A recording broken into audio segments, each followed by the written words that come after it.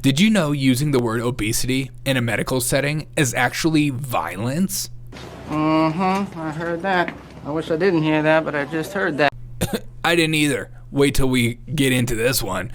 All first-year medical students at the UCLA are required to read an essay written by Marquisele Mercedes. That's pretty racist, but correct. A self-proclaimed fat liberationist. Self-proclaimed fat liberationist? We all have to have a grift, don't we? Hey, does this suit make me look fat? No. Your face does. Who claims that fatphobia is medicine's status quo. Yeah.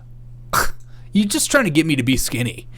And weight loss is a hopeless endeavor. Exactly. That's what I've been telling my wife. Yes, I'm going to the gym every day. And yes, I need my bowls of cereal before I go to bed. That's between me and my dog. I'm dead sexy.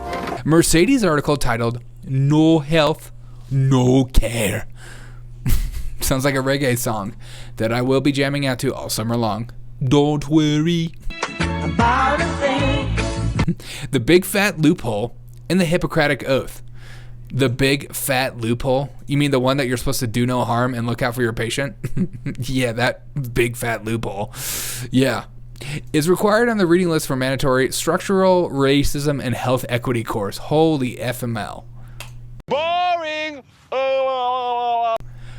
Structural racism and health equity course. I'm just imagining these doctors paying hundreds of thousands of dollars a year to go to a course called Structural Racism and Health Equity course right after they get out of neurobiology. I don't even know if that's a course, but I made it up. And she looks exactly how you suppose she looked. Am I right? Beautiful. And kind of looks like my sister, to be honest. But here's some of her incredible course material. How does anti-fatness show up in the work you do? Look, fat. Look, here's the deal. What a wonderful question. I will be carrying around that throughout the entire day at my work. I will be asking my coworkers, how does anti-fatness show up in the work you do? And they'll probably look back at me and say, Derek, I don't even know what that freaking question means. And I'll go, exactly. That's why you need a fat liberationist to speak truth into you. Anti-fatness, oh no, I just see in her name. She's got Mikey is her fun name. It's not even, it's her. No wonder she's like, nobody call me Marquisele. Call me Mikey. Okay, and then she goes on. Anti-fatness is a contributor to negative healthcare outcomes. No, fatness is. Fatness is blamed for negative healthcare outcomes because it is, without accounting for the effects of weight stigma on people's bodies, the quality of care clinicians provide, and access to care. It's not a stigma. It's bad for you. Weight stigma confounds most, if not all, obesity research. It really doesn't. No obese person is spared from weight stigma. Exactly. I look good for my age, okay? Leave me alone. It's just some baby weight I'm trying to get off. Yet, the impact of weight stigmatizing experiences and practices and outcomes are almost entirely ignored. Thank you. Finally, somebody's saying the real things that everyone's afraid to talk about. What do we do about anti-fatness and public health?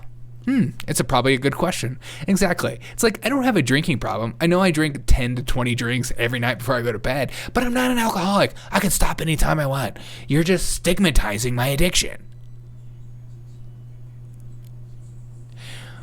And that's what it is, isn't it? Isn't it what it all is? This whole fat phobia thing. Stigmatizing fatness. You're a food addict and you need help. But instead of getting help and saying, I need help and I'm addicted to food because I use it to cope through life because it's emotionally overwhelming, I'm going to tell everyone that I'm going to start making money off of it and be a fat liberationist. It's good to be fat. It's good to be an addict. God. I hope in like 10 to 20 years that, she doesn't die from this. One. Number two, that she comes out and finally realizes I was a food addict and I use food to emotionally eat.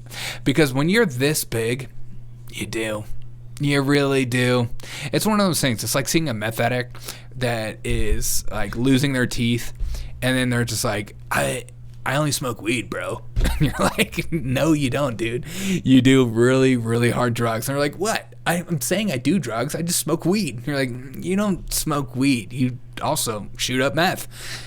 And so when somebody is this overweight and they say, I'm not addicted, it's a fat phobia thing. No, we can see it. And it's hard to hide, isn't it? And I feel bad for these people, actually, because their worldview is a lie. And they're living in a reality that isn't true at all. And it'll bite them on their ass. You know, it's like you saw those overweight, those fat, encouraging or whatever influencers all die recently, and which is like just depressing. Like, yeah, we could have told you this. You know, it's the same thing with any addiction. It's like that addiction will eventually kill you. And these people are like, nah, dude, I'm straight, dude. I'm cool.